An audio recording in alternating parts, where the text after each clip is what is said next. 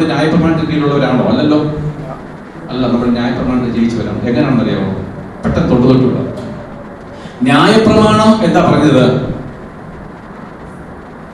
പാപത്തിന്റെ ശമ്പളം. അപ്പൊ എന്തിനാ ന്യായപ്രമാണം തന്നെ? നമ്മളെ കൊല്ലാനാ തന്നെ. നീ മരണത്തിന് യോഗ്യനാണ്. മോഹിക്കരുതൊരു കൽപ്പന വന്നപ്പോൾ മോഹം എന്നിലുണ്ടെന്ന് ഞാൻ അറിഞ്ഞു, അല്ലേ?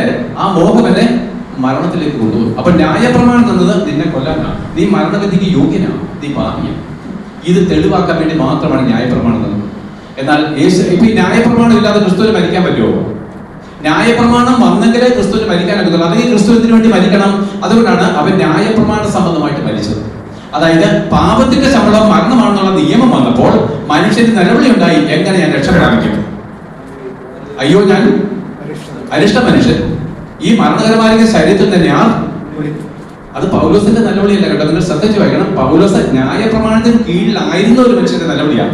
ന്യായപ്രമാണം നമ്മൾ ആചരിക്കുമ്പോഴൊക്കെ ഈ നിലവിളി മാത്രമേ ഉള്ളൂ, എനിക്ക് ഒരിക്കലും ദൈവത്തിനെ പ്രസാദിപ്പിക്കാൻ.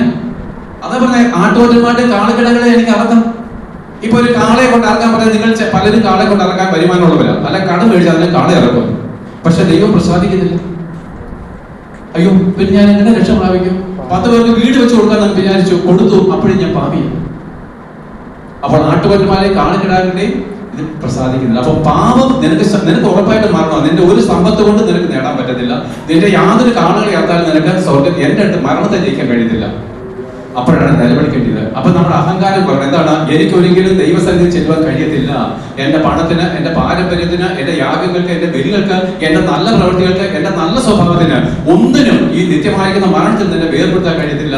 പിന്നെ ഒരു നിലവിളിയാണ്, ആരെന്നെ സഹായിക്കും? ഒരിക്കലും എന്നോട് കരുണ കാണിച്ചിട്ടല്ലാതെ, ആരെങ്കിലും എന്നോട് കൃപ കാണിച്ചിട്ടല്ലാതെ എനിക്ക് ഒരിക്കലും ദൈവസന്നിധി കടത്തി ഇടാനൊക്കെ നിലവിളി നമ്മൾ എത്തിയിട്ടുണ്ടാവണം.